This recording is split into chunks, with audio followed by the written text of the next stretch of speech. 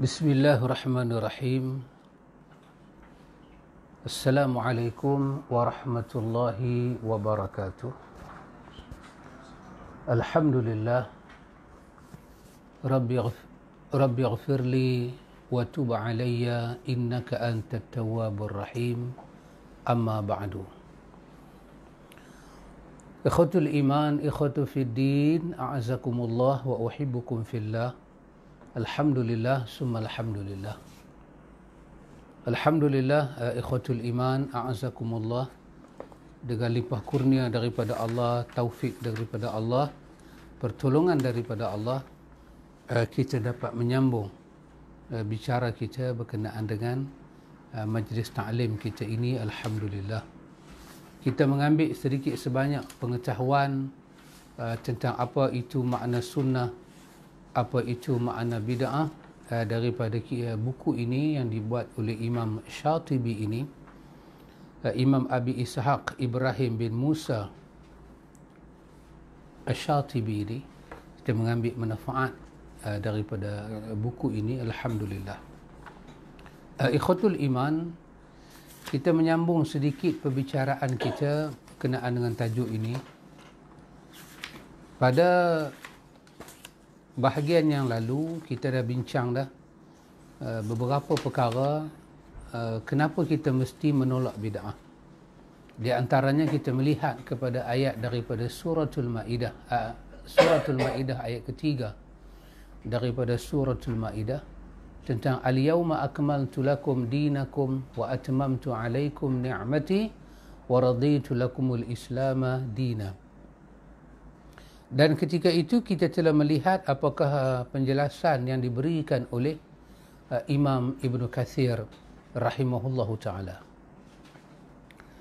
Kemudian kita juga melihat kepada ayat yang ada daripada surah Baqarah. Pada suratul Baqarah kita melihat ayat berkenaan dengan ya ayyuhallazina amanu dukhulu fis silmi kafah. Kita juga melihat kepada ayat itu, iaitu ayat 208, 209 daripada suratul Baqarah.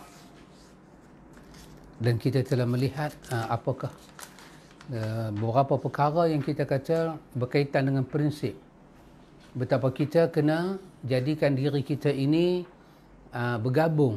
Kita kena gabungkan diri kita ini dengan dua kalimah syahadah. Kita kena berusaha bersungguh-sungguh mengingati bila kita nak memulakan langkah, memulakan apa-apa, bahawa kita adalah umat Muhammad. Kita bukan umat yang yatim. Kita bukan umat yatim piatu. Macam anak yatim, tak ada ibu, tak ada bapa. Artinya tidak ada apa? Tidak ada orang yang nak membimbing, tak ada orang yang nak bagi panduan, nak tengok. Tidak. Tapi kita ini umat yang ada Rasul. Rasul kita ini adalah Sayyidul Anbiya wal Mursalin. Pada malam ini kita cuba melihat lagi satu perbahasan, iaitu tentang kenapa kita menolak bid'ah.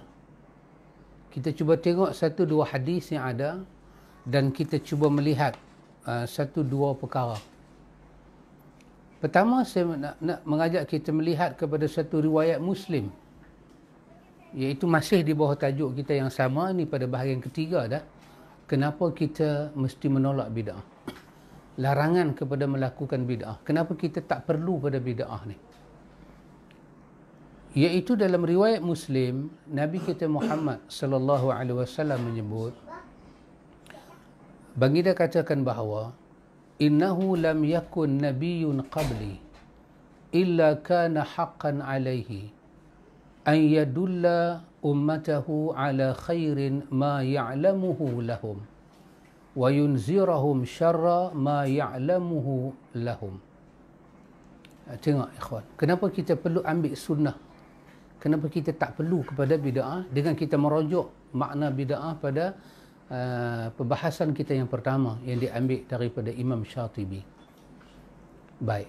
Dalam riwayat ini Nabi sebut, Nabi kata innahu lam yakun nabiyyun qabli.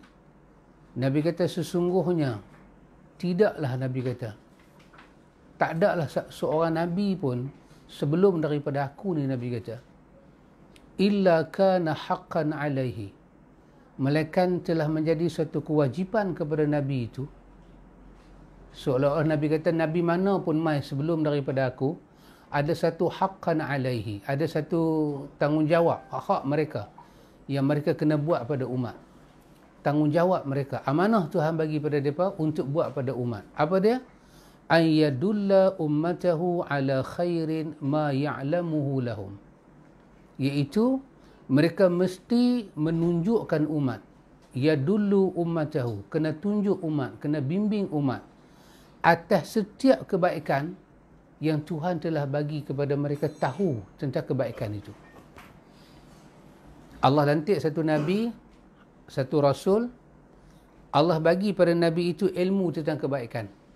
Maka menjadi hak pada Nabi itu, tanggungjawab pada Nabi itu, dia kena mengajar umat dia semua arti dan makna kebaikan.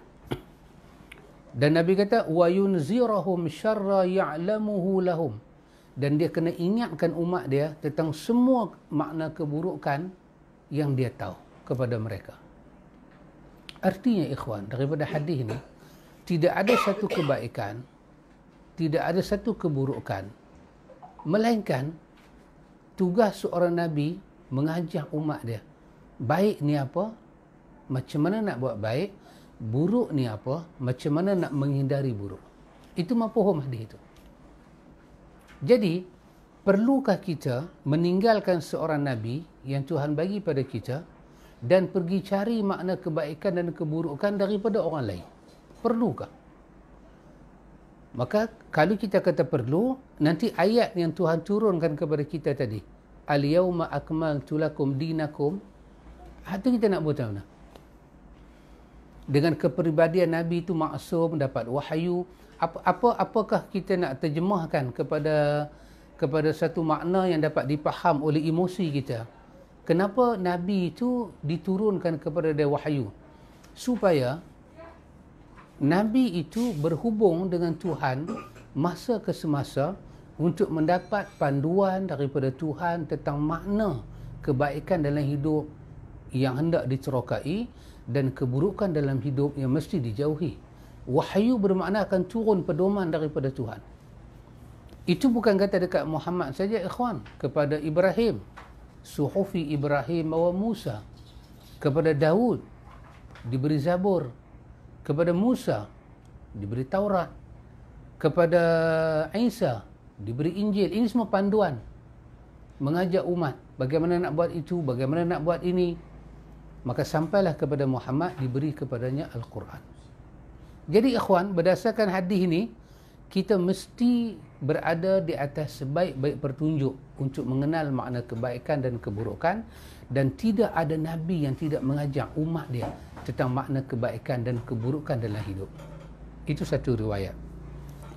Ada lagi satu riwayat juga yang sahih.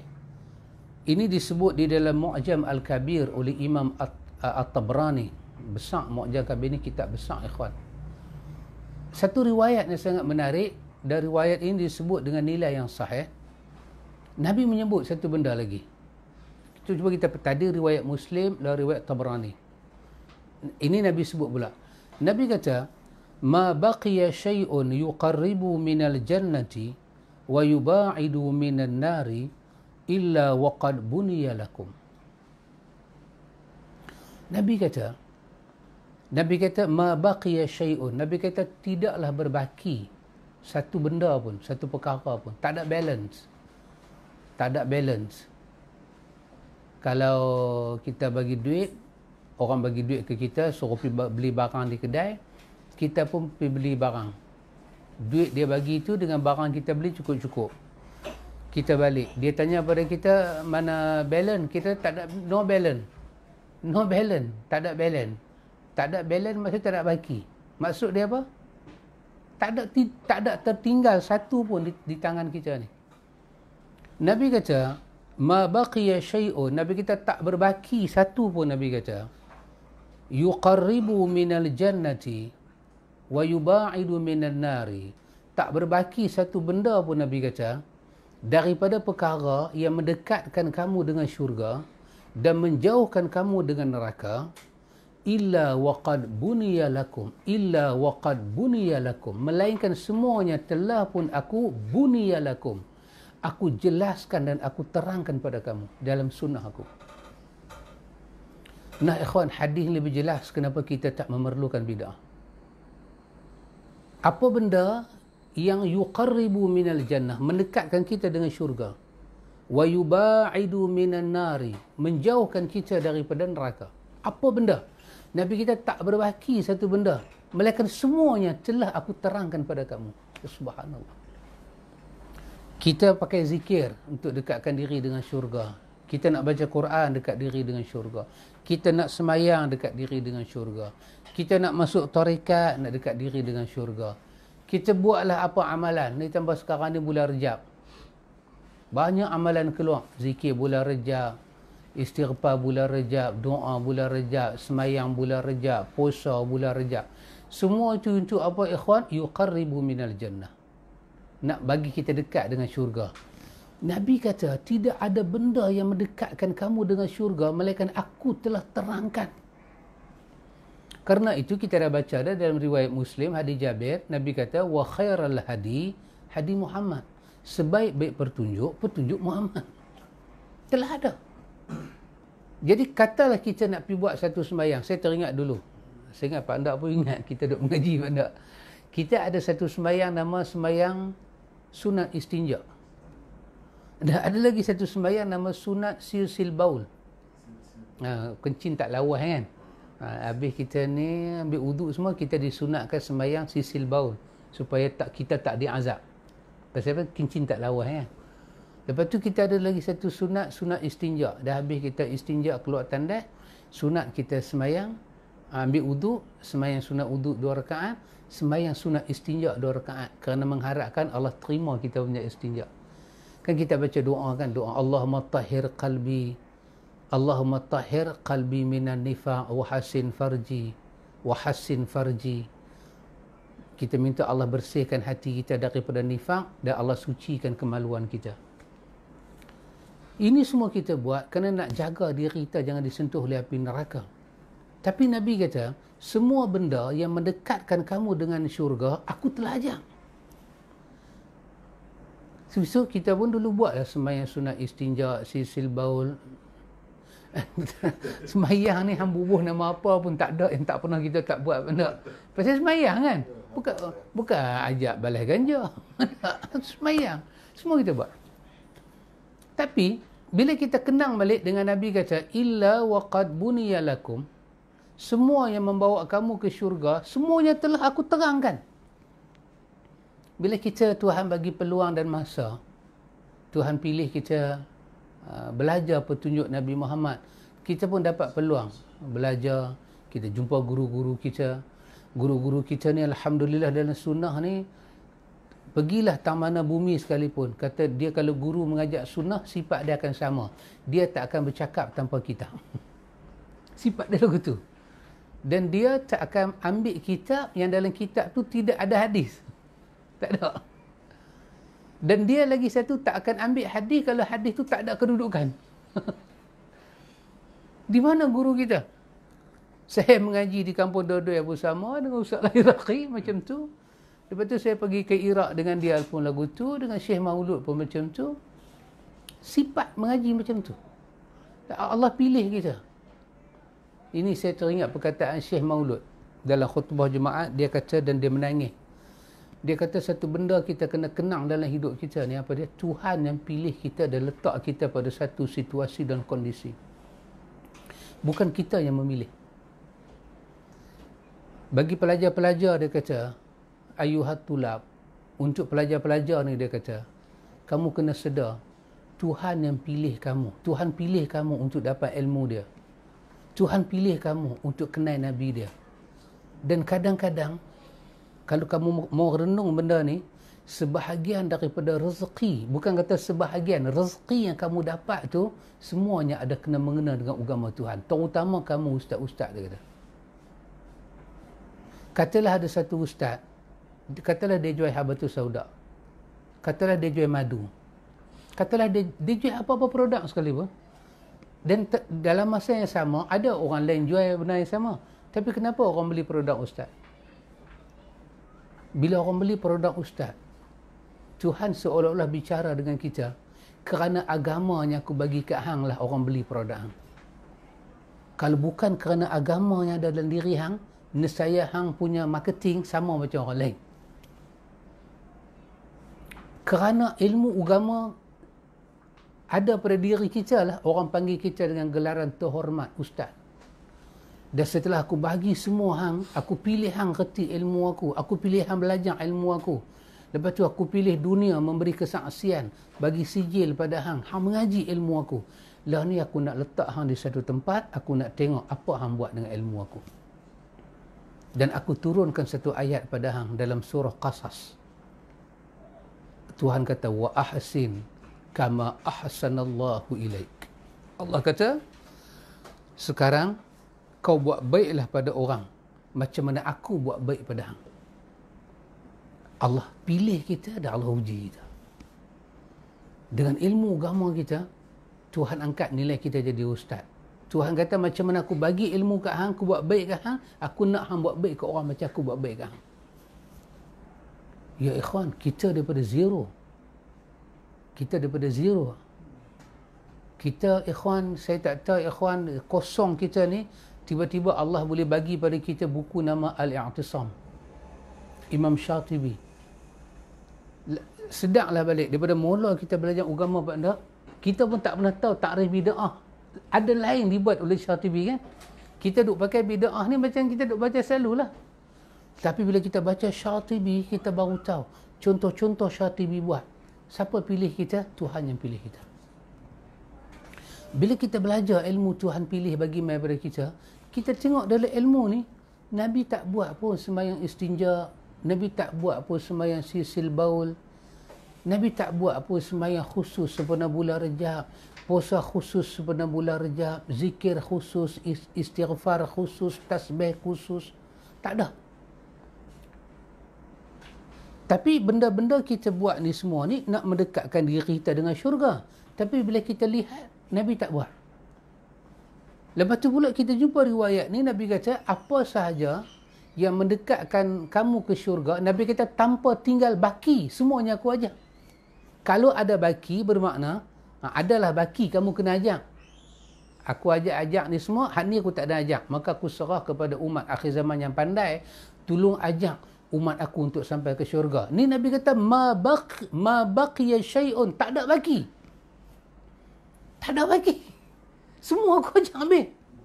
Semua clear aku ajak. Daripada sekecil-kecil benda sampai sebesar-besar prinsip, semua aku ajak. Yang mendekatkan kamu kepada syurga dan menjauhkan kamu daripada neraka. Maka dengan adanya hadis ni sangat terang menyatakan pada kita, kita tidak perlu kepada bid'ah. Bila kita cek balik apa bid'ah yang disebut oleh Imam Syatibi, tariqatu fid din, betul?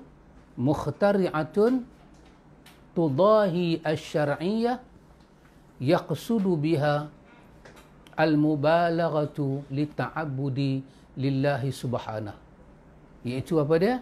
Satu jalan, satu rekaan dalam agama. Pasal tu dia dalam agama, bukan dalam dunia.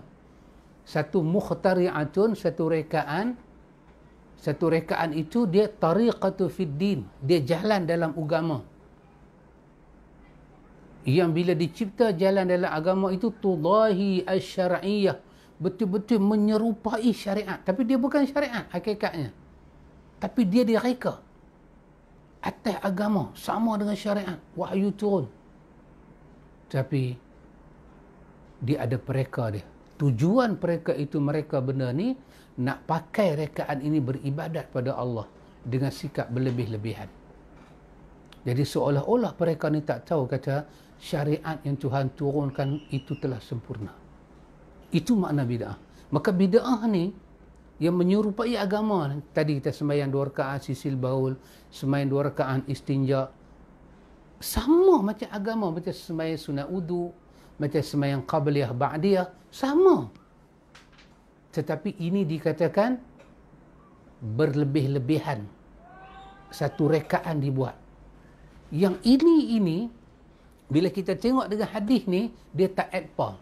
Sebab Nabi kata illa waqad buniya lahum illa waqad buniya lakum, melainkan semuanya telah aku terangkan. Sehingga kita tak perlu kepada bid'ah. Tak perlu. Kita tak perlu langsung kepada bid'ah. Karena itu ikhwan, kita tak perlu bid'ah setelah kita melihat kepada petunjuk yang begini makmur yang ada di dalam dalil-dalil agama. Kita tengok hadis ketiga, hadis daripada Bukhari dan Muslim. Ini menarik perkataan Aisyah radhiyallahu anha. Aisyah kata apa ikhwan? Aisyah kata, man haddathaka anna an-nabiy sallallahu alaihi wasallam katama syai'an min al-wahyi fala tusaddiqhu. Lianna Allah Ta'ala yaqul ya ayyuhar rasulu balligh ma unzila ilayka min rabbik wa illam taf'al fama ballaghta risalatah. Aisyah baca ayat 67 daripada Al-Maidah. Aisyah kata, kalau kamu ada dengar orang bercakap sama ada dia pakai perkataan yang literal sungguh ataupun dia pakai perkataan yang kinayah, yang makna secara lafaz dia tak sebut tetapi secara makna boleh faham macam tu. Apa dia? Ada katalah kamu dengar ada statement menyatakan yang dapat kita faham, kata sesungguhnya Nabi kita Muhammad ini katama syai'an minal wahyu, dia ni ada menyembunyikan sesuatu dari wahyu. Ada wahyu Tuhan turun kat dia, dia tak sampai habis, menyebabkan orang lain yang datang kemudian kena sempurnakan balik. Sebab kenapa orang lain kena sempurnakan balik? Sebab dia takbir je. Kalau ada orang cakap lagu ni ataupun dia tak cakap macam ni, boleh dipaham nak pergi ke situ. Aisyah kata fala tusaddiqu, jangan sekali-kali kamu benarkan akan perkara ini. Kerana dalam Al-Quran Allah menyatakan wahai Rasul, Allah kata wahai Rasul, balligh ma unzila ilaika min rabbik, sampaikan apa yang diturunkan kepada engkau daripada Tuhan engkau. Wa illam taf'al, kalau ada benda yang Tuhan sampaikan pada kamu, kamu tak sampai pada orang, fama ballaghta risalatah, maka itu menunjukkan kamu khianat dalam menyampaikan amanah Tuhan kamu. Aisyah kata mustahil Tuhan akan panggil kepada Rasul itu dengan nama Rasul dan Nabi kalau pada diri mereka ada sifat khianat. Dan mustahil akan ada ayat al-yawma akmaltu lakum dinakum wa atmamtu alaikum ni'mati wa raditu lakumul islam madina kalau ada daripada wahyu ni belum sempurna. Yes. Kalau tak sempurna, ayat ni tak akan turun lagi. Pasal tu bila turun ayat ni dengan tarikh Nabi wafat, Imam Ibn Katsir kata dalam tafsir dia, tidak ada ayat syariat dah turun. Tidak ada. Ayat berkenaan dengan hukum hakam, syariat dah tak turun dah. Ayat yang turun lepas itu semua ayat-ayat cuma nak bagi tahu kata agama dah lengkap. Itu saja. Lain tak ada ayat dah turun. Maka bila ada orang kata betul Nabi tak buat, tapi tak salah kita buat, dia seolah-olah ada makna kepada Muhammad belum menyempurnakan menyampaikan risalah Tuhan dia. Yang benarnya ialah kalau Muhammad tak buat, itulah yang paling sempurna. Kita jangan buat. Kita punya tajuk percakapan ni dalam bidang apa ikhwan? Dalam bidang agama, din, ibadat. Pasal itu jangan diputakkan. Bila orang kata kalau itu Muhammad mana buka bengkel, Muhammad mana naik Toyota. Jadi kita umat Muhammad nak repair enjin Toyota. Kita umat Muhammad nak buka kedai spare part. Mana ada petunjuk? Dah, ini dalam Imam Syatibi kata tariqatun fid din. Itu rekaan dalam agama, dalam urusan beribadat. Maka jangan kita katakan Muhammad tidak menyempurnakan wahyu yang diturunkan kepada dia. Jangan kata Muhammad sampai tak sempurna. Aisyah kata kalau kamu dengar perkataan lagu tu, ada ke arah itu, fala tusaddiqhu, jangan sekali kamu benarkan, kerana Quran telah turun menyatakan Muhammad telah sampai risalah Tuhan dia. Ikhwatul iman, kita pergi pula kepada satu hadis lain riwayat Muslim. Saya sedang mengumpulkan satu dua hadis nak bagi kita tengok betapa sempurnanya sunnah. Kita tak perlu pada bid'ah ni. Dalam satu riwayat Muslim daripada sahabat yang terkenal nama dia Salman Al-Farisi radhiyallahu an. Salman Al-Farisi ditanya oleh seorang bukan Islam. Kata dia kepada Salman, dia kata, qad 'allamakum nabiyyukum kulla syai'in hatta al-khara'ah. Soalan dia. Dia kata kepada Salman, adakah nabi kamu mengajak kamu semua benda sehingga kan hatta al-khara'ah, sehingga kan nak khara'ah ni maksud dia apa? Qada hajat. Cara nak qada hajat, cara nak buang air kecil, buang air besar, tu pun Nabi ajak ke? Tu pun hampa panggil dia dengan nama Nabi dan Rasul, tu pun kerja Nabi mai ajak ke? Salman jawab, dia kata ajal. Dia kata tepat sekali. Memang macam tu. Hang dengar baik aku nak terang apa Nabi ajak pada kami. Laqad nahana an nastaqbila al-qiblata li gha'itin aw baulin. Pertama aku nak abang pada hang, apa Nabi ajak pada kami? Nabi telah melarang kami ketika buang air besar, ketika buang air kecil daripada menghadap kiblat. Yang kamu, pendeta-pendeta kamu, apa nama kita kata, rahib-rahib kamu tak pernah ajak benda ni. Tapi Muhammad ajak kami.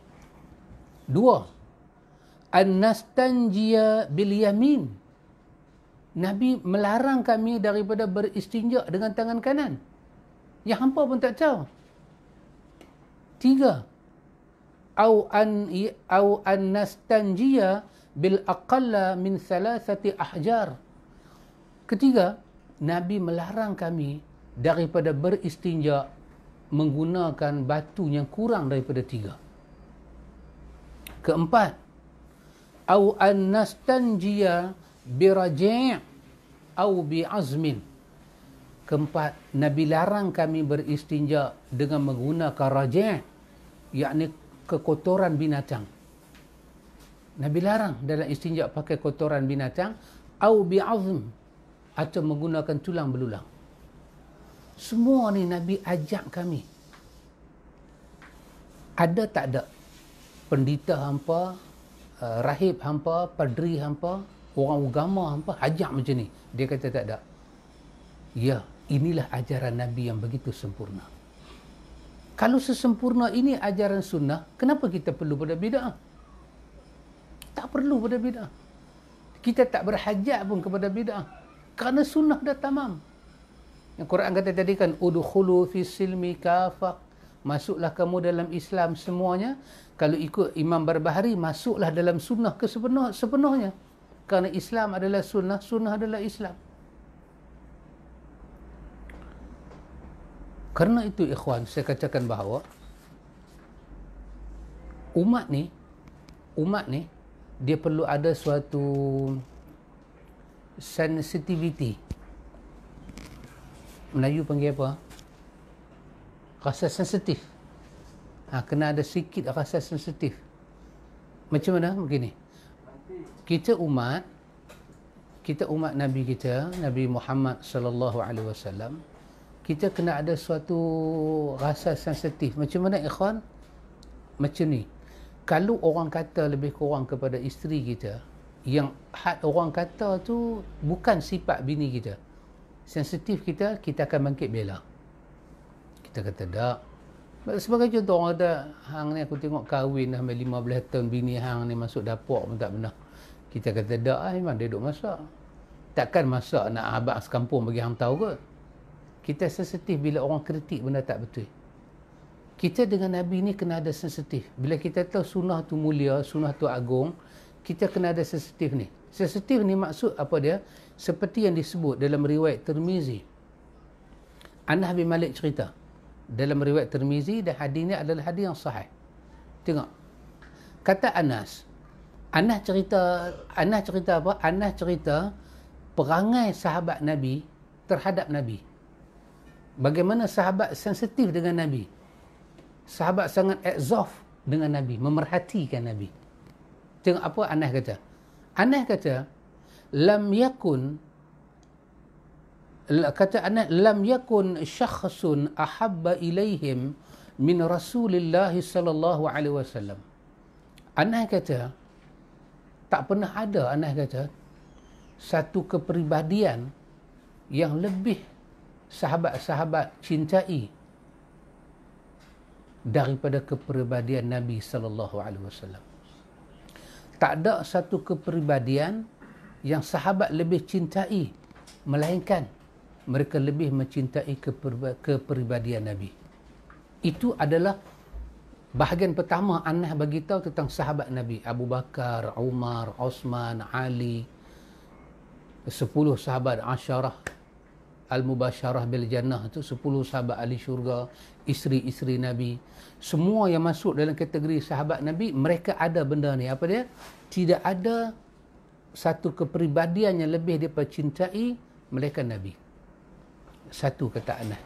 Tengok yang kedua, respon dia. Apa dia kata? Wakanu.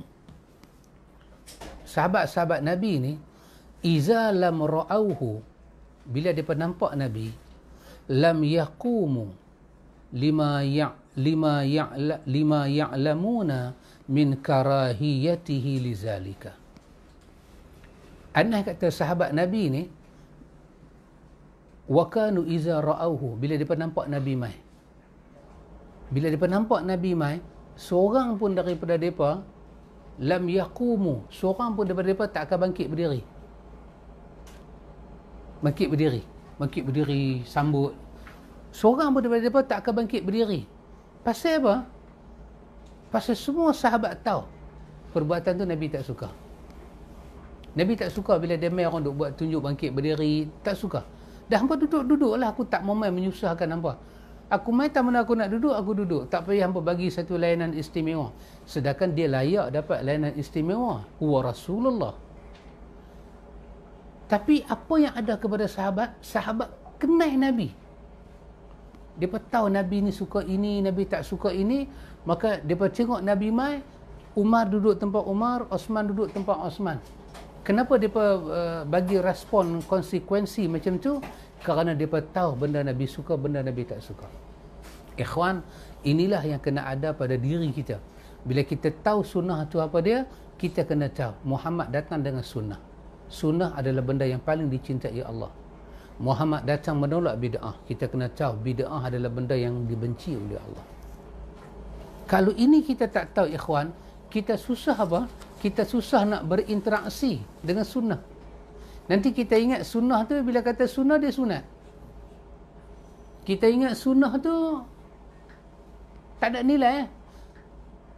Masa tu, bila kita belajar sunnah, macam mana kita nak tolak bid'ah, kita kena ada jiwa yang macam ni, sensitif.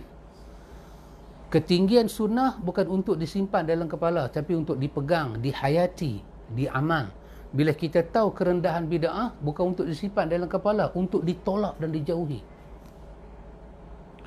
Tengok, saya ambil satu perkataan daripada Imam Malik. Saya tak tahulah ikhwan, perkataan ni pada saya perkataan yang cukup besar, cukup agung. Imam Syatibi sebut dalam Al-I'tisam perkataan Imam Malik rahimahullahu ta'ala. Bukan kata sekali dalam Al-I'tisam ni Imam Syatibi menyebut perkataan ni, dia sebut berulang-ulang kali dalam Al-I'tisam dengan berbagai-bagai lafaz. Saya sebut satu ikhwan yang dapat saya notakan. Saya notakan dengan dua-dua lafaz yang disebut oleh Imam Syatibi. Yang ni kita ambil lafaz asal, lafaz yang asal. Dalam I'tisam, Imam Syatibi kata, dia kata qala Ibnul Majishun. Berkata Imam Ibnul Majishun, seorang daripada kawan baik Imam Malik dan murid Imam Malik. Boleh kata murid lah. Imam Ibnul Majishun, dia kata apa? Dia kata sami'tu Malikan yaqul. Dia kata aku dengar Imam Malik kata. Dia kata aku dengar Imam Malik kata. Apa Imam Malik kata?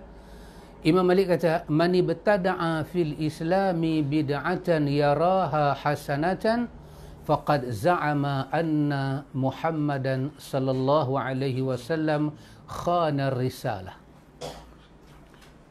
Dengar? Saya ilmu Imam Malik itu Allahu Akbar. Kita ikhwan baru tahu satu dua benda nilai sunnah ni pun kita dah kata dah tak elok dah bid'ah. Betul tak? Betul.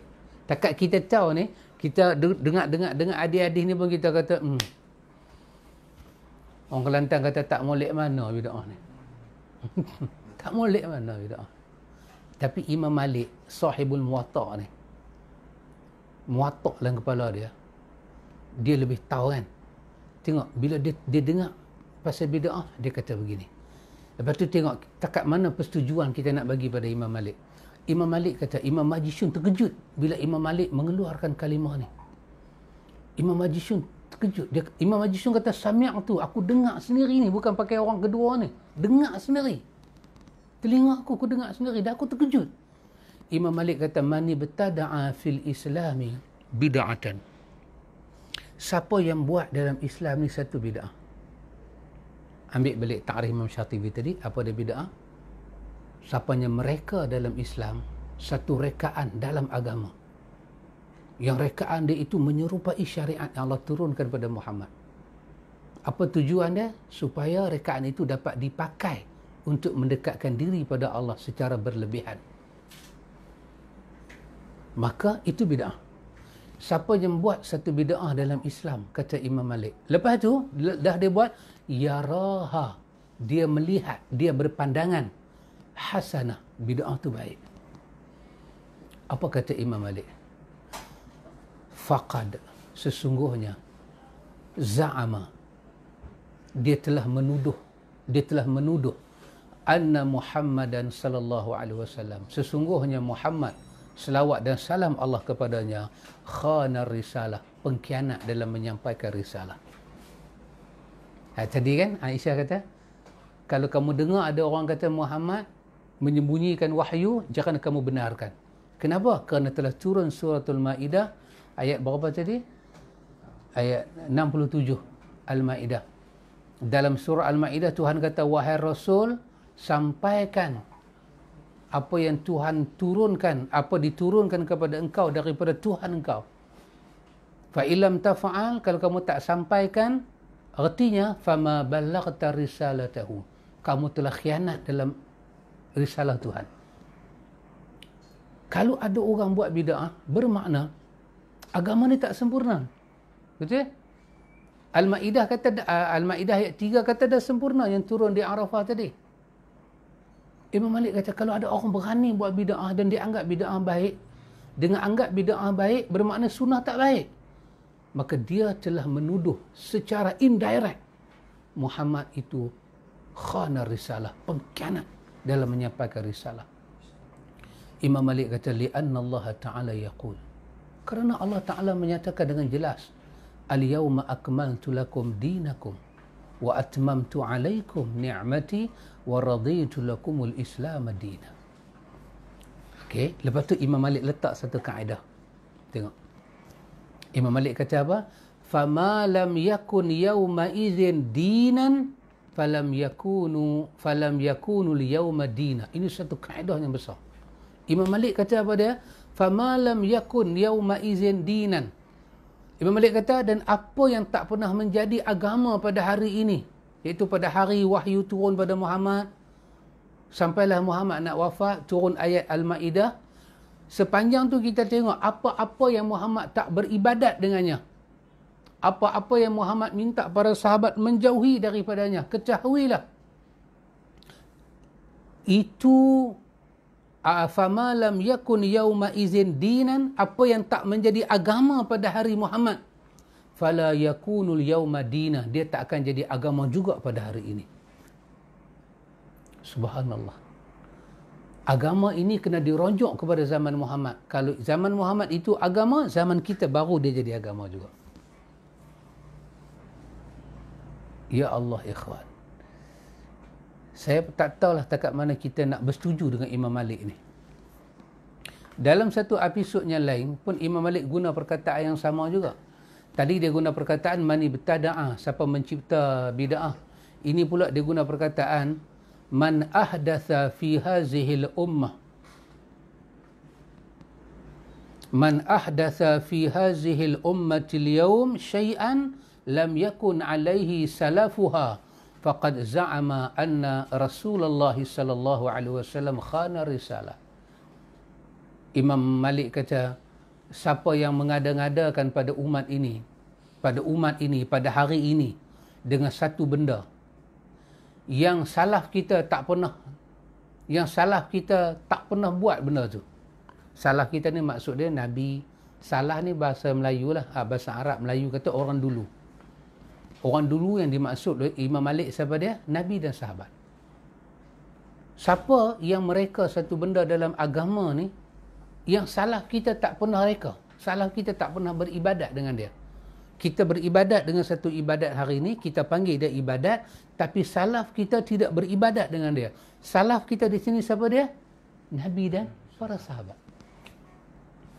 Itu salaf kita. Itu dalam riwayat Muslim. Nabi kata pada Aisyah, sebaik-baik salaf pada kamu aku, Nabi kata. Ni'mas salaf laki ana. Sebaik-baik salaf, sebaik-baik orang yang dahulu daripada kamu adalah aku, Aisyah, Fatimah. Maka Nabi Muhammad itu salaf kita. Maka apa yang orang dahulu tak pernah reka dalam ibadat, tiba-tiba kamu reka. Kamu telah menuduh Muhammad itu pengkhianat dalam menyampaikan risalah. Dan Imam Malik ulang lagi ayat yang tadi. Al-yawma akmaltu lakum dinakum. Dan Imam Malik ulang lagi sekali kaedah tadi. Fama lam yakun yawma izin dina. Apa-apa yang tak menjadi agama pada hari itu, pada hari Muhammad itu, maka dia tidak akan jadi agama pada hari ini. Masya Allah ikhwan. Ini bukan satu benda kita jumpa di dalam keterangan para ulama. Banyak keterangan-keterangan seperti ini. Kemudian ikhwan, cuba kita lihat apakah yang dipesan lagi oleh para ulama kita supaya kita berhati-hati dengan bid'ah ni. Tengok ikhwan. Ada satu perkara yang disebut oleh Imam Syatibi di sini yang menarik. Imam Syatibi, saya notakan tak mana saya lekat nota tu. Tengok, ada satu benda yang menarik yang disebut oleh Imam Syatibi di sini. Berkenaan dengan huraian perkara ini, berkenaan dengan bid'ah ni. Imam Syatibi bagi penjelasan. Baik, salah satu penjelasan daripada Imam Syatibi ini yang saya ambil nota di sini ialah, menariknya ikhwan, apa Imam Syatibi kata? Iaitu, bersetuju tak kita pada menyatakan bahawa begini, mengikut sunnah bermakna kita mengikut hidayah. Ikut sunnah bermakna kita mengikut hidayah. Kerana Nabi sendiri menyatakan, wa khairal hadiyu hadiyu Muhammad, ataupun wa khairal huda huda Muhammad. Sebaik-baik hidayah, sebaik-baik pertunjuk, bimbingan, tuntunan adalah petunjuk dan tuntunan bimbingan Muhammad. Jadi bermakna, setujukah kita pada menyatakan bahawa sunnah itu adalah hidayah, petunjuk daripada Allah? Kalau sunnah itu petunjuk daripada Allah, dan sunnah ni bukan daripada akal ciptaan Nabi kita Muhammad, dia semua tali temali daripada Tuhan. Wa ma yantiqu 'anil hawa in huwa illa wahyun yuha 'allamahu syadidul quwa. Muhammad tak bercakap hal ibadat, hal apa dengan hawa nafsu, melainkan dia bercakap wahyu daripada sisi Allah Jalla wa Ala. Baik. Bid'ah, setujukah kita pada menyatakan bahawa dia bukan daripada wahyu, dia bukan daripada petunjuk, dia daripada akal dan hawa nafsu manusia. Sebab dia pireka, tariqatun fid din, dia pireka.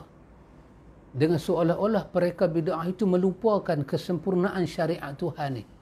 Macam dia ingat syariat Tuhan tu tak sempurna lagi. Setujukah kita pada menyatakan bahawa dalam bid'ah itu ada hawa nafsu, dalam sunnah itu ada hidayah Tuhan? Setujukah kita itu? Kalau kita tak berani bersetuju tu, bermakna parlimen belum bersidang lagi. Macam mana nak buat? Kalau kita tak berani kata dalam bid'ah tu kaya, benda yang banyak, benda yang syarat dengan hawa nafsu. Sebab dia adalah mukhtari'atun, dia benda dia reka. Kenapa Nabi kata kullu bid'atin dalalah?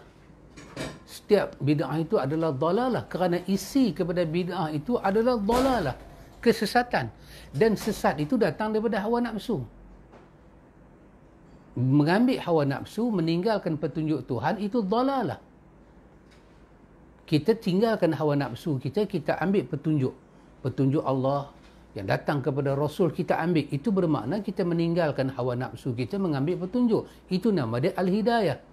Ini yang Tuhan kata dalam ayat dia, bahawa Tuhan kata sebahagian daripada hamba ini dia bagi hidayah. Yahdi man yasha'u. Allah hidayahkan sebahagian daripada hamba dia, dan Allah sesatkan sebahagian daripada hamba dia. Baik, kata Imam Syatibi, baik, satu perkara yang kita nak kena tahu ini ikhwan, bahawa setuju tak kita pada menyatakan wa anta ta'lam ma fi ittiba'il hawa wa annahu dalalun mubinan. Setuju tak kita pada menyatakan bahawa kalau dalam ilmu kita pada menyatakan bahawa ittiba'ul hawa, mengikut hawa nafsu, sesungguhnya itu adalah jalan kesesatan yang nyata. Setuju tak kita pada perkara itu? Setuju tak kita pada menyatakan kalau kita turut hawa nafsu, kita akan sesat? Kalau kita tak setuju, Imam Syatibi kata, cuba dengar satu firman Allah Ta'ala yang Allah kata pada Nabi Daud AS. Apa Tuhan kata dalam Quran pada Daud? Tuhan kata, ya Daud, inna ja'alnaka khalifatan fil ardi fahkum bainan nasi bil haqq wa la tattabi'il hawa fayudillaka an sabilillah. Allah kata, wahai Daud, sesungguhnya kami jadikan engkau khalifah di atas muka bumi zaman dia. Maka hukumlah di kalangan manusia dengan kebenaran. Allah kata dekat Daud, wala tattabi'il hawa. Jangan kamu ikut hawa nafsu kamu walaupun sikit, fayudillaka an sabilillah. Nescaya kau akan tersesat dari jalan Allah. Daripada ayat ini, Tuhan kata pada Daud, ikut hawa nafsu jumpa sesat. Tak cukup takat tu. Allah kata lagi satu kepada Nabi pula. Allah kata kepada Nabi berkenaan dengan orang-orang di belakang dia. Allah kata, فَإِنْ لَمْ يَسْتَجِيبُوا لَكَ فَاعْلَمْ أَنَّمَا يَتَّبِعُونَ أَهْوَاءَهُمْ وَمَنْ أَضَلُّ مِمَّنِ اتَّبَعَ هَوَاهُ بِغَيْرِ هُدًى مِنَ اللَّهِ إِنَّ اللَّهَ لَا يَهْدِي الْقَوْمَ الظَّالِمِينَ. Allah kata, فَإِنْ لَمْ يَسْتَجِيبُوا لَكَ, kalau sekiranya mereka tak menerima ajakan kamu, kalau sekiranya mereka menolak ajakan kamu, Allah kata, fa'alam, ketahuilah. Baik, ajakan Nabi ni apa ikhwan? Wahyu. Apa isi wahyu? Kalamullah. Wahyu ni kalam Tuhan. Apakah ajakan Nabi Muhammad? Sunnah dia. Dia pesan, berpeganglah kamu dengan dua benda, kamu tak akan sesat selama-lamanya. Pegang apa ikhwan? Pegang Quran dan adat. Pegang Quran dengan tok nenek. Pegang Quran dan parti. Atau pegang Quran dengan sunnah. Yang mana dia kata? Pegang Quran dan sunnah. Lepas tu datang hadis lain pula. Macam mana nak pegang Quran dengan sunnah tu macam mana? Dia kata, addu 'alaiha bin nawajiz. Gigit dengan gigi gerham kamu. Jangan lepaskan. Bermakna kalau kita lepas tu gigi tercabut, kita terpisah daripada dunia ni. Macam tu dia ajar. Macam tu sekali dia ajar. Kalau sekiranya Muhammad, mereka menolak ajakan kamu ni. Kalau mereka menolak ajakan kamu ni Muhammad, ketahuilah ajakan kamu itu daripada Allah. Mereka tolak juga. Sesungguhnya mereka mengikut hawa nafsu. Maka Allah kata, tengok, fokuslah di sini. Ini bukan saja Syatibi sebut, diulang lagi sekali oleh Al-Hafiz Imam Ibn Qayyim dalam A'lamul Muwaqqi'in. Kalau mereka ikut hawa nafsu mereka, tengok Tuhan kata, waman adallu, Allah kata siapakah yang lebih sesat hidup dia, mimman ittaba'a hawahu, daripada orang yang mengikut hawa nafsu dia. Kenapa? Bighairi hudam min Allah. Kerana dalam hawa nafsu itu tidak pernah ada petunjuk daripada Allah. Dia ikut juga hawa nafsu. Quran kata innallaha la yahdi qaumaz zalimin. Dia jadi orang zalim, hidayah Tuhan tidak ada pada orang yang zalim. Maka Imam Al-Hafiz Ibn Qayyim dalam A'lamul Muwaqqi'in, dia kata, dengan adanya ayat ini dia kata, al-amru amraini la thalithuhuma. Urusan menjadi dua, bukan tiga. Urusan ada dua, bukan tiga. Pilihan ada dua, bukan tiga. Sama ada mengikut hawa nafsu, sesat, atau mengikut petunjuk Tuhan di atas hidayah. Bukan ketiga. Soalan sekarang, kita di atas apa? Maka sekarang antara sunnah dan bid'ah, yang mana di atas hidayah Tuhan? So kalau kita kata, saya tak mampu lah buat keputusan lagi, oh bahaya. Bermakna hati kita ni ada benda yang menutup. Tutup. Benda tutup. Dia panggil hijaban mastura dalam Al-Isra. Dia satu penutup dinding. Dia ada dinding. Bila ada dinding, kita tak nampak dah dunia luar. Lepas tu dalam dinding ni pula ada satu mastura, ada satu yang menutup kita pula. Antara kita dengan orang balik sana ada dinding. Dia tak nampak kita dah, kita pun tak nampak dia. Lepas tu atas mata kita ni pula ada selaput mata. Kita dah duduk dalam dinding, kita pula tak nampak kawasan dinding ni. Satu hijab lagi. Dalam hijab ada hijab lagi. Hijab tadi dipanggil hijab, yang ni pula mastur. Penutup lagi. Bermakna kalau dia terlepas daripada mastur, dia boleh buka, tutup mata dia, dia masih tak keluar lagi. Dia masih dalam hijab lagi. Dua ada kata siapa ikut hawa nafsu. Maka dalam surah Al-Kahfi yang baca semalam, semalam pula. Kalau baca semalam kira rajin betul. Dua malam baca. Dalam Al-Kahfi 28. Allah kata lagi sekali. Setelah Allah bagi penjelasan hidayah macam mana, hawa nafsu macam mana, Tuhan kata. Allah kata wala tuti' man aghlafna qalbahu an zikrina wattaba'a hawahu wa kana amruhu furuta. Allah kata janganlah sekali-kali kamu taat man aghlafna qalbahu. Jangan sekali-kali kamu ikut, kamu bagi ketaatan, bagi ketundukan kepada orang yang Tuhan telah beri kelalaian pada hati dia. An zikrina, daripada ingat Allah. Lalai hati daripada ingat Allah. Lepas tu Tuhan kata wattaba'a hawahu, dan jangan kamu ikut orang yang mengikut hawa nafsu. Kenapa? Wa kana amruhu furuta. Kerana urusan orang yang mengikut hawa nafsu ni, urusan dia selalu melampau. Dia akan melampau dengan sunnah. Melampau. Dan sunnah tu melampau. Berlebih-lebihan. Dua golongan. Satu orang yang lalai. Hati mereka lalai.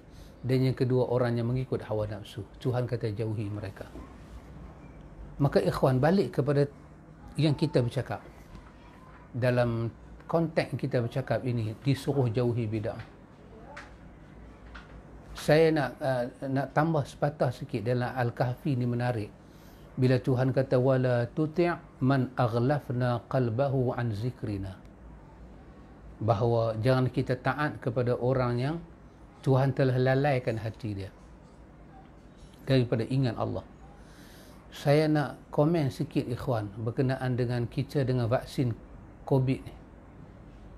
Sikit saya nak komen. Saya tidak lawan pemerintah, saya terima cadangan pemerintah, telah ada vaksin dan rakyat boleh ambil vaksin. Tapi saya tengok ikhwan, ada satu masalah kita. Masalah ulama dan masalah umara. Saya tengok kempen kita kepada pemimpin kita punya kempen dan ulama kita punya kempen supaya rakyat jangan takut kepada vaksin. Begitu rancak. Sampai kita digabungkan antara ilmuwan agama dengan akademik doktor dan kaji-kaji lab ni semua ni. Bermakna saya melihat suatu gerakan yang begitu agresif. Kerajaan lancarkan, para ulama memberi sokongan, orang-orang yang terlibat dengan fatwa memberi sokongan, pihak-pihak begitu memberi pandangan pada kita, jangan bimbang, vaksin ini langsung tidak ada najis padanya dan dia benda halal, confirm. Dan akhirnya janganlah kita terima pandangan-pandangan orang menyatakan begitulah, beginilah. Dan ahli akademik Islam yang duduk di kesihatan, kesemuanya bagi jaminan keselamatan. Maknanya dengan begitu keyakinan sekali, begitu rancak sekali program itu dilaksanakan supaya rakyat jangan ada sedikit pun keraguan untuk membenarkan suntikan vaksin itu masuk dalam badan kita. Terimalah. Maka itu saya tidak kata apa-apa. Sebagai rakyat yang sah dalam Malaysia ini, warga negara yang sah, saya terima. Tetapi saya rasa sedih dengan para ulama kita dan kerajaan kita. Kerana tidak ada program serancak itu untuk meyakinkan rakyat bergantung dengan Tuhan. Tak ada. Rancak kita gantung dengan vaksin. Saya tak tahu kalau para ulama kita akhirnya boleh buat kesimpulan. Kita terima vaksin ni, tapi kita kena ingat hadis Nabi. Nabi kata apabila penyakit itu berjumpa dengan ubat, Nabi kata dia tetap tak boleh sembuh, melainkan biiznillah. Itu langsung tak diberi penekanan. KKM sendiri pun, berapa banyak orang Islam ada di sana. Perkataan bismillah, syafakallah, la ba'sa tahurun, seolah-olah macam tak wujud dalam agama ni. Tapi kita begitu rancak mengajar umat jangan sangsi dengan vaksin. Dan Prime Minister telah pun cucuk dia, pengarah KKM telah pun cucuk, seolah-olah itu confident. Langsung tak guna perkataan insya-Allah, biiznillah, tawakkaltu 'ala Allah, bismillah. Ikhwan, ada satu benda dalam hidup kita ni, kenapa Tuhan tak benar kita ikut orang yang lalai ni? Apa dia? Masa Allah bicara dalam surah Al-A'raf ni, 96 tak silap saya Al-A'raf, Allah cerita tentang negeri yang diperintah. Negeri itu ada masalah. Lepas tu Tuhan sebut apa dia? Tuhan sebut dua benda. Walau anna ahlal qura amanu wattaqau. Kalau penduduk negeri itu beriman dan bertakwa. Beriman dan bertakwa. Beriman dan bertakwa. Subhanallah. Allah kata, Allah akan buka keberkatan daripada langit dan bumi. Berkat ni ikhwan, tak akan ada kalau lisan kita tak sebut nama Allah. Tidak akan wujud berkat. Tak akan wujud berkat. Tak akan wujud berkat. Saya ingat lagi Syekh pernah sebut, andai kata kalau tidak ada ikhlas dalam berdakwah, dakwah kamu tidak akan berkat. Tak akan ada berkat.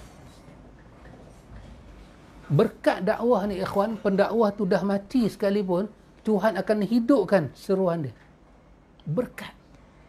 Berapa banyak kita ambil Imam Ahmad bin Hanbal, berkat dakwah dia, pemerintah zaman dia Mu'tazilah tolak dia. Bahkan pukul dia dimusuhi oleh 3 kurun.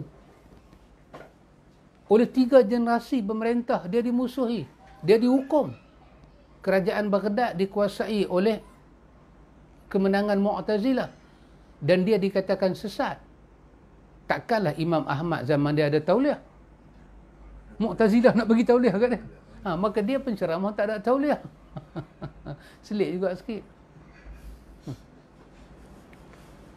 Tapi hari ini berkatkah ilmu Mu'tazilah? Dunia tak mahu Mu'tazilah punya ilmu. Dunia mahu ilmu Imam Ahmad. Lihat kepada Musnad Imam Ahmad yang disyarah 52 jilid. Subhanallah. Ya subhanallah ikhwan. Imam Ahmad melahirkan anak dia, Abdullah bin Ahmad. Dia syarah hadis-hadis bapa dia sendiri.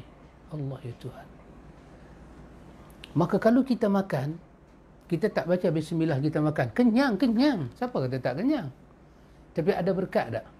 Tak ada berkat. Kekenyangan belum menjamin kita ada tenaga kuat boleh buat ibadat pada Allah. Kerana berkat dalam tenaga itu kita buat ibadat pada Allah.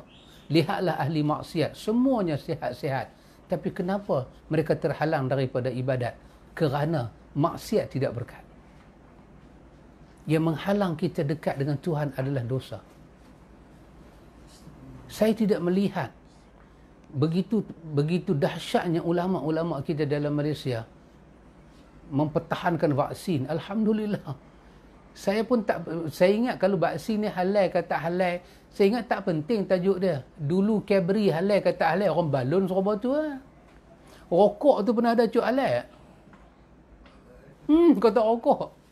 Ada tak ustaz balai rokok? Kalau saya tanya lebih pada tu, nanti orang marah. Ha? Saya tanya lagu tu. Ada tak ustaz balai rokok?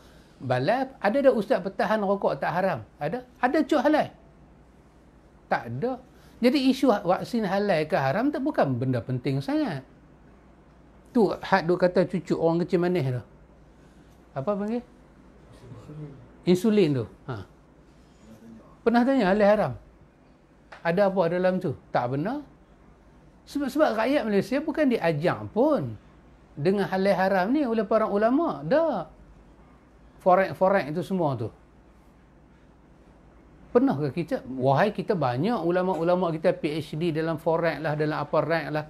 Dulu Pini ada panggung rank, tutup dah.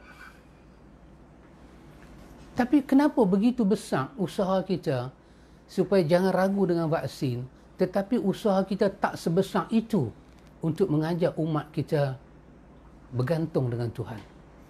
Ya ikhwan, bergantung dengan Tuhan. Tawakal, may yattaqillah yaj'al lahu makhraja wa yarzuqhu min haitsu la yahtasib. Betul, wa man yatawakkal 'ala Allah fa huwa hasbuhu. Persambungan dia, innallaha balighu amrihi qad ja'alallahu likulli syai'in qadra. Ya. Sepatutnya para ulama usahakanlah ke arah yang lebih. Pesan kepada yang duk ada di KKM tu, yang duk jaga hospital, klinik kerajaan, bismillah di mulut. Pesakit, bismillah di mulut.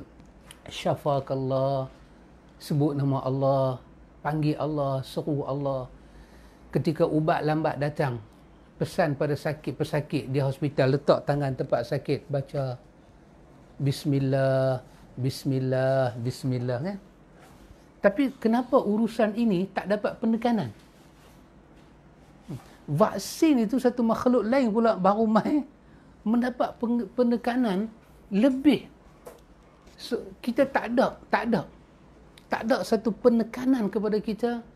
Pegang ni bismillah, pegang tu bismillah, makan ubat bismillah, dah ubat masuk dalam badan dengan elok, ucap alhamdulillah.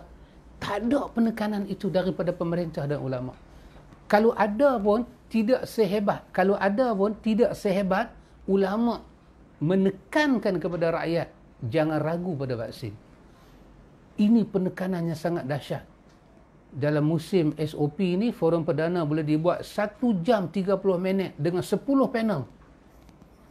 Pecah rekod Malaysia daripada tahun 90 sampai 97. Itu 6 tahun, 90-96, 6 tahun forum perdana berada di puncak dia.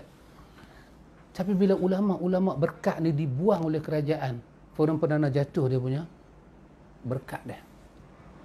Berkat ini penting dalam hidup ikhwan. Bismillah, baca Quran, zikrullah, panggil Allah.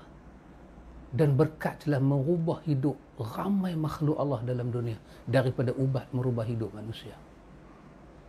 Jadi kerana itu ikhwan, dalam kealiman kita ada kelalaian.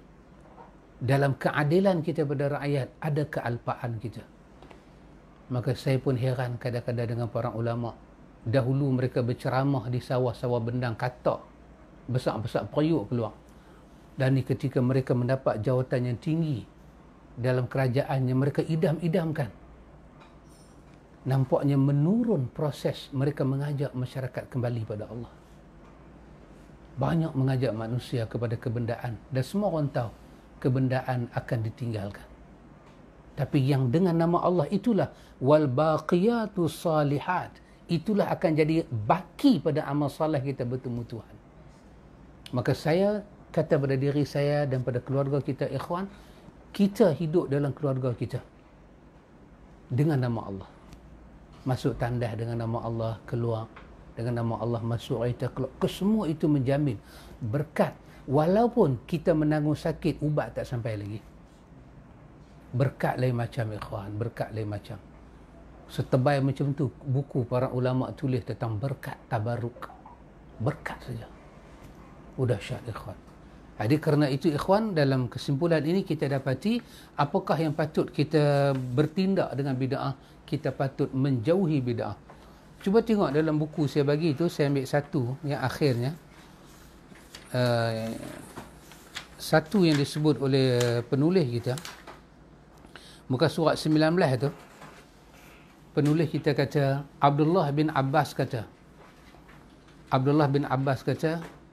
inna abghadul umuri ilallah al-bid'ah. Sesungguhnya perkara yang paling dibenci oleh Allah adalah bid'ah. Subhanallah. Kata Sufyan Sauri, al-bid'atu ahabbu ilal iblis minal ma'siyati, al-ma'siyatu yutabu minha wal bid'atu la yutabu minhu. Bid'ah itu lebih disenangi oleh iblis daripada kemaksiatan. Sebab kemaksiatan itu pelakunya akan mudah bertaubat daripadanya, sedangkan pelaku bid'ah itu sulit untuk bertaubat daripadanya. Kenapa, ya kawan? Kerana bid'ah itu datang dalam bentuk agama. Mana dia nak tinggal? Kalau dia tinggal bid'ah, bermakna dia tinggal agama. Kok mana dia nak taubat apa kan? Dah ikut agama dah taubat apa? Tengok. Inilah bahayanya bid'ah. Jadi insya-Allah, ikhwan, pada masa akan datang kita akan menerongkar lagi dan kita akan tengok hujah-hujah yang dapat kita ambil daripada tulisan penulis kita ini, iaitu mengapa saya menolak bid'ah. Ya, kita kena tahu kenapa kita tolak bid'ah. Kita tak mau terlibat dengan bid'ah. Jadi saya katakan, ikhwan, kita tidak ada perselisihan antara salah dan khalaf. Kesemua yang menerima bahawa perkataan daripada Nabi Muhammad meletakkan bid'ah di tempat dhalalah. Karena itu kita kena jauhi. Dan hidayah itu ada pada sunnah. Kerana itu sunnah kita tak boleh tinggalkan. Mesti kita tanya, ini sunnah tak daripada Nabi? Kalau orang kata sunnah, kita kena tanya, dia sahih ke tidak? Kalau jawapan dia sahih, kita terima dan kita jadikan itu sebagai sarana mendekatkan diri pada Allah. InsyaAllah kita akan tengok lagi siri yang berikutnya, kenapa kita menolak bid'ah. Ada? Silakan. Soalan daripada Muhammad Jannah Firdaus. Assalamualaikum Ustaz. Assalamualaikum warahmatullahi. Tanya, macam mana pula dengan bid'ah hasanah? Perlukah kita naikkan ataupun kita perlu tolak? Ya. Wallahu ta'ala a'lam. Allah Ta'ala maha mengetahui. Kalau sahabat hasanah tadi? Jannah Firdaus. Sahabat Muhammad Jannah Firdaus, barakallahu fika. Kalau sahabat Muhammad Jannah tadi mengikuti tag yang saya baca daripada Imam Malik tadi. Imam Malik kata, siapa buat satu bid'ah dan dia pandang bid'ah tu hasanah, dia telah tuduh Nabi Muhammad pengkhianat. Maka pada diri kita akan ada bab dalam buku kita ini, iaitu di mana penulis akan cuba jawab hadis berkenaan dengan sebaik-baik bid'ah yang diungkapkan oleh Umar Al-Khattab dalam riwayat Bukhari. Jadi kita kata, dalam soal agama, dalam soal beribadat pada Allah, dalam soal ibadat, tidak ada bid'ah hasanah. Tidak ada. Dan kita pun tak jumpa statement yang jelas daripada para a'immah menyatakan wujudnya bid'ah hasanah dalam ibadat. Bid'ah hasanah ni cuma ada dalam hal hidup dalam dunia saja. Kerana itu dikatakan al-bid'atu bid'atani, bid'ah ada dua. Apa dia? Ma wafaqa bil kitab was sunnah fa mahmud. Bid'ah ada dua. Itu bila para imam kata bid'ah ada dua, dia bukan maksud dalam konteks kita baca ni. Dia maksud dalam hidupan. Dalam hidup bid'ah ada dua. Satu mahmud, satu mazmum, dicela. Yang mahmud itu dikatakan bid'ah hasanah. Apa sifat dia? Ma wafaqal kitab wa sunnah fa mahmud. Yang bertepatan dengan Quran dan sunnah. Bermakna pekerjaan hidup kita ni tak melanggar Quran dan sunnah. Bukan haram, bukan benda syubhat. Pekerjaan kita buat itu duduk dalam konteks Quran dan sunnah. Kita reka lah apa-apa. Reka itu, reka jambatan, reka sekolah, reka mercu. Macam zaman Nabi tidak ada menara berkembang. Zaman kita ada menara berkembang. Ada menara apa lagi satu? KL. Tinggi tu kan. Buatlah benda itu. Asalkan penciptaan itu tidak melanggar Quran dan sunnah, maka dipanggil mahmud. Itu bid'ah baik. Dan lagi satu bid'ah dicela. Apa dia? Setiap pekerjaan kita dalam dunia yang bertentangan, yukhaliful kitab was sunnah, yang bertentangan dengan Quran dan sunnah, maka itu adalah dicela. Maka dua-dua konteks bid'ah ni bukan dalam hal tariqatun fid din. Dia bukan jalan agama. Dia dalam pasal itu dalam kehidupan, usul fiqh semua orang faham. Apa dia? Al-aslu fi syai'i al-ibahah. Asal kita punya dasar hidup ni semuanya boleh buat. Sehinggalah kita jumpa dalil kata tak boleh buat, baru tak boleh buat. Pasal itu dalam hal agama, dalam hal dunia ni, hidup ni kita nak kata jangan buat, tak boleh, kena ada dalil. Tapi dalam hal agama, asal dalam agama adalah dilarang. Ibadat itu asal dilarang. Sehinggalah tertegaknya dalil suruh buat, baru boleh buat. Itu jawapan saya kepada sahabat Abu Muhammad Jannah Firdaus. Semoga Allah merahmati, dan jangan takut, insya-Allah kita ada ke depan tajuk itu. Tajuk di mana kita akan ulas perkataan Imam Syafi'i tentang bid'ah tu ada dua, insya-Allah. Dan insya-Allah para imam semua di atas jalan sunnah, tidak ada khilaf dengan sunnah. Wallahu taala a'lam. Ada amin. Soalan daripada Abu Haq. Apa pandangan Ustaz mengenai rawatan Islam yang penuh dengan amalan bid'ah, tetapi pesakit itu sembuh? Ya. Wallahu taala a'lam. Allah Maha mengetahui. Sahabat Abu Haq, barakallahu fika. Semoga Allah merahmati sahabat. Salam saya kepada Ustaz Nuh. Ustaz Abu Haq, berkenaan dengan masalah apa tadi? Rawatan Islam. Rawatan Islam yang penuh dengan amalan bid'ah. Ya. Wallahu taala alam. Allah Maha mengetahui. Sembuh ni dia tak ada kena mengena sama ada benda tu sunnah ke, bid'ah ke, halal ke, haram, dia buat lain. Dia sembuh ni kalau dia diizin oleh Allah sembuh. Kalau Tuhan izinkan makan babi tu sihat, sihat. Dia bukan syarat untuk sembuh tu kena benda halal tak. Pasal tu vaksin dibincang halal ke tak. Sebab bincang halal ke tak tu bukan syarat sembuh. Banyak lagi ubat orang tak bincang, telan suruh batu lah. Sembuh dia bab lain tu. Sembuh dia bab Allah izin. Berlaku dah sembuh. Tak halal pun sembuh. Baik. Tapi babnya ialah bila kita buat bid'ah, kita confirm itu bid'ah, dan bid'ah itu menyerupai agama. Baik. Saya ambil apa yang saya belajar daripada tuan guru kita, Ustaz Adnan Saad. Yang saya belajar pada Ustaz Adnan, tengok kaedah dia. Satu-satu ibadat, pertama ada nama. Ibadat mesti ada nama. Yang kedua, ibadat mesti ada tempat. Yang ketiga, ibadat ni ada masa, ada waktu dia. Yang keempat, ibadat ni ada jumlah dia, ada bilangan dia. Baik. Lagi satu apa? Ibadat ni ada nama, ada masa, ada tempat, ada jumlah dan bilangan. Lagi satu, ibadat ni ada 5. Yang kelima tu saya tak ingat. Itu tanda dah 10 lebih. Tak apa, Ustaz. Nanti saya akan susuli balik. Baik. Kelima-lima ini sama ada nama ibadat, tempat ibadat, waktu ibadat, bilangan ibadat. Kelima, cara ibadat. Cara ibadat. Ingat 5. Saya ulang lagi sekali ya. Nama, ibadat kena ada nama. Ibadat ada masa dia. Masa dan waktu sama. Yang ketiga, ibadat ada tempat dia.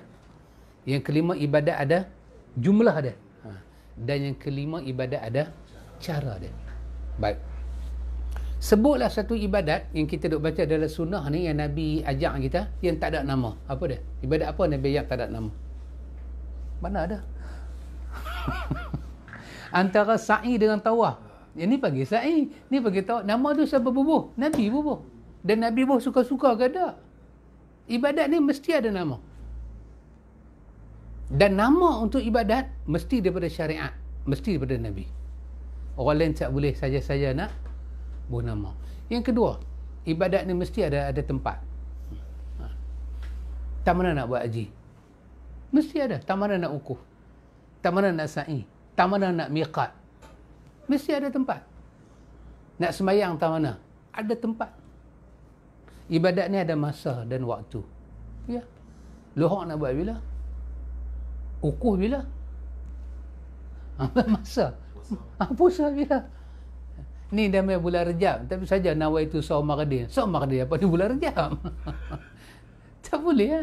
Bulan Rejab. Ramadan ada masa dia. Baik. Zakat ada masa dia. Kemudian ibadat ada jumlah dia. Berapa rakaat? Berapa pusingan tawaf dengan sa'i? Jumlah dia. Zikir. Berapa jumlah dia? Zikir tidur berapa? Zikir lepas semayang berapa? Berapa jumlah dia? Jumlah ditentukan. Dan yang paling dahsyat sekali, ibadat ni ada cara dia. Cara Nabi. Ya. Cara Nabi. Kalau dia ibadat, dia mesti terikat dengan benda ni. Kalau dia tak terikat dengan benda ni, artinya dia bukan ibadat. Dia urusan dunia. Maka urusan dunia ni boleh dibidah-bidahkan. Buatlah macam mana pun. Macam kita, orang buka Shell. Mestikah ada satu tempat buka Shell? Duk mencari dalil. Mana ada? Saya ada tanah sawah, bendang. Melambak tanah tu, buat permohonan buka Shell. Buka Shell ni bukan macam ukuh di Arafah, mesti buka di Mekah tak. Tak mana ikut suka. Baik, kalau ibadat, dia mesti kembali, Nabi akan ajak, clear Nabi ajak. Baik, perubatan cara Islam. Perubatan cara Islam ni, pada pandangan saya sajalah, dia tak termasuk dalam ibadat khusus. Dia adalah benda yang mujarab, benda yang boleh teknikal. Dia bukan ibadat. Dia bukan ibadat khusus. Pasal tu dia tidak ada bacaan khusus. Penyakit ni baca ni. Tapi kerana dia bukan benda khusus, kita jangan khususkan dia, nanti jadi bid'ah. Untuk penyakit ni awak baca ni 15 kali. Penyakit ni awak baca 10 kali. Janganlah. Cukup kembali pada benda asas dia, apa dia? Quran itu seluruhnya adalah syifa. Cubalah baca sampai sembuh. Berapa kali? Tak tahu berapa kali. Baca. Dan tak ada cara baca. Kalau kita bubuh cara baca, kita akan masuk dalam ibadat khusus tadi, cara buat. Cara dia macam ni. Tahan nafas baca. Kita mengkhususkan. Kecuali ada mujarab. Mujarab ni apa dia? Dicuba, tengok cara ni berkesan. Dia dipanggil mujarrabun. Dia di atas pengalaman orang. Itu saja. Pasal tu ubat yang kita makan, ubat doktor ni, dia cuba dulu. Cuba kat tikus lah, cuba dekat belalang lah. Tak tahu lah binatang apa dia baca lah. Dia pun cuba. Bila ada kesan dengan dos yang sama, lega, baru dia masuk lab, dia itu sebagai ubat. Itu saja. Maka perubatan ni, maka saya melihat ada satu benda yang tak bagus dalam perubatan Islam ni, apa dia? Berubat depan khalayak ramai. Lepas tu ambil video. Tambah berubat perempuan. Dia tu dengan menjerit dengan apa? Dia panggil ruqyah lah apalah depan khalayak ramai. Lah, janganlah macam tu. Ini mazhab Syafi'i ni pun orang bincang, perempuan boleh dah baca Quran kuat-kuat. Apa pasal masalah suara aurat ke tak? Ni dia menjerit macam tu, pergi panggil orang bawa ke dewan, ramai orang duk tengok, ruqyah kena. Yang ni bukan ruqyah ikhwan, ni benda kamjat. Yang ni kita tentang. Yang ni saya ingat bukan kata kita, semua kita kena buatlah satu bilik, laki dia masuk, apa dia masuk, sudahlah. Dan tak payahlah cerita aib sampai nak kena rakam. Perubatan Tok Wali, perubatan Sunan Wali kena. Nama perubatan Sunan Kalijogo ke? Semua. Tapi rakam orang bercakap aib lah, yang tu lah, yang ni lah.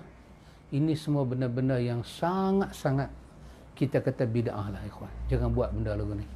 Tapi di atas nama perubatan, nak test ayat tu, nak test ayat ni, silakan.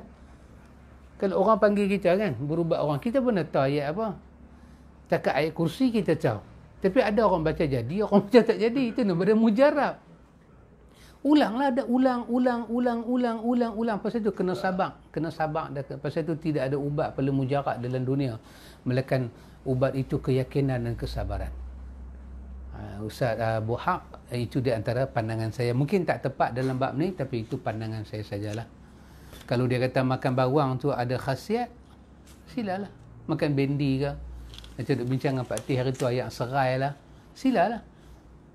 Kita cuba minum ayat serai. Itu sekadar mujarrabun. Apa? Cuba, usaha, cuba. Sebab itu bukan dalam ibadat yang khusus. Maka jangan kata masa nak makan ayat serai ni, apa penyakit awak? Kecil manis. Kecil manis dia, yang ni zikir dia. Patutlah kecil manis tak turun, awak makan ayat serai, tapi awak tak baca selawat ni, jangan duk merepek. Ayat tu merepek. Kalau merepek pergi jauh sikit, jadi merepek pek-pek. Dia jadi plural. Bismillah sudah cukup. Mau apa lagi? Bismillah sudah cukup. Tuan yang nak merawat diri dia sendiri nak baca ayat lain, itu dia punya pasal. Kita tak payah jadi orang yang melampau suruh. Nanti kita tengok 10 tempat berdasarkan sunnah Nabi, 10 tempat kita digalakkan berselawat. 10 tempat. Sabit dengan dalil. Tempat ni paling afdal kita berselawat. Kita tengok. Time makan ubat masuk tak? Time basuh beras masuk tak? Pergi market beli ikan Cina kan? Balik selawat balik ikan tu, masuk tak? Buat doktor bagi makan secekap, baca selawat 5 kali, Fatihah sekali, masuk tak di situ? 10 tempat para ulama sebut dalam tulisan mereka. InsyaAllah saya akan terangkan nanti. Cukuplah takat tu ikhwan. Kalau ada soalan pun kita kena tangguh kerana hari pun lewat. Pandangan saya pun dah nampak berpinau dah. Kan? Lagi orang tanya lain, saya jawab lain, jadi huru-hara. Nanti orang kata patutlah dia buat bid'ah pasal dia baca bab bid'ah. Tidak ikhwan. Dulu saya baca bab Syiah, dia kata saya Syiah. Pasal masa tidak mengizinkan. InsyaAllah semoga Allah merahmati kita. Terima kasih kepada Ustaz Abu Haq dan Ustaz Muhammad Jannah Firdaus kerana sudi melayan karenah saya pada waktu ini. Wa ila liqa, hayakumullah, barakallahu fikum. Assalamualaikum warahmatullahi wabarakatuh. Subhanakallahumma